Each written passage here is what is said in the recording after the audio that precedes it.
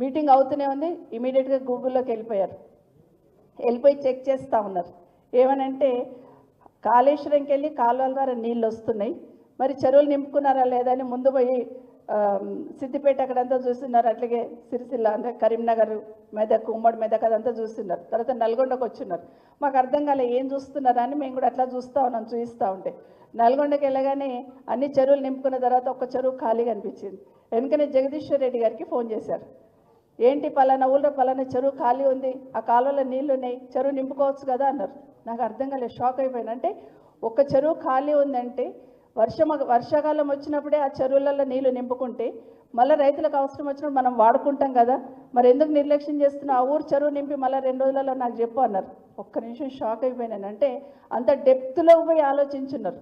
అంటే రైతన్నకి ఇబ్బంది ఉండొద్దు, రాష్ట్రం కరువుల పాలు కావద్దు, కరువుల కాటకాలు రావద్దు అనే ఆలోచనతో ఫోన్ పెట్టేసిన తర్వాత నేను అడిగాను అన్నకి, అన్న నాకు కొంచెం బాధ వేస్తుంది అన్న.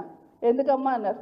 అంటే కాళేశ్వరం పూర్తి చేస్తే అక్కడ అన్ని చెరువులు నింపబడుతుంది, మరి మా రంగారెడ్డి మా వికారాబాద్లో చెరువులు ఎప్పుడు నిండాలన్నా అని అడిగాను. అంటే ఒక్క మాట అన్నారు, నిజమేనమ్మా తెలంగాణ రాష్ట్రం రావాలనుకున్నప్పుడు కాళేశ్వరం పూర్తి చేసి అక్కడ అన్ని కూడా నీళ్ళు ఇస్తున్న సందర్భంలో పాలమూరు రంగారెడ్డి పూర్తి చేసి కూడా ఇక్కడున్న వాళ్ళు కూడా నీళ్ళు ఇస్తే రాష్ట్రంలో ఉన్న ప్రతి రైతన్నకు నీళ్ళు ఇచ్చాననే తృప్తి నాకు ఉంటుందమ్మా, ఒక్క కోరిక నాదే అన్నారు. అంత గొప్పగా చెప్పారు కేసీఆర్ గారు. సో అంత తపన పడేవాళ్ళు. గూగుల్లో పోయి ఏ రైతన్నకు నీళ్ళు అందుతలేవు, ఏ చెరువు నిండింది, ఏ కాలంలో నీళ్ళు వస్తున్నాయని ఎంక్వైరీ చేసింది కేసీఆర్ గారు. అయితే ఇప్పుడున్న ప్రభుత్వం, ఇప్పుడున్న ముఖ్యమంత్రి గారు కూడా గూగుల్లోకి వెళ్తున్నారు. కానీ ఏం సర్చ్ చేస్తున్నారు? ఎగ్జాక్ట్గా రైట్.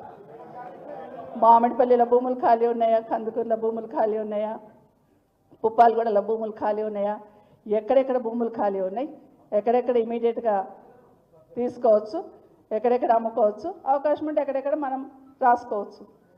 ఇది ఇప్పుడున్న ప్రభుత్వం చూస్తూ ఉన్నారు. కాబట్టి ఆ ప్రభుత్వానికి ఈ ప్రభుత్వానికి తేడా. ఇక్కడ రైతన్న చేస్తారంటే వాళ్ళకు పట్టదు. నిన్న మనం ఒక ఫోటో చూసినాం, గుండె తరుక్కుపోతుంటుంది.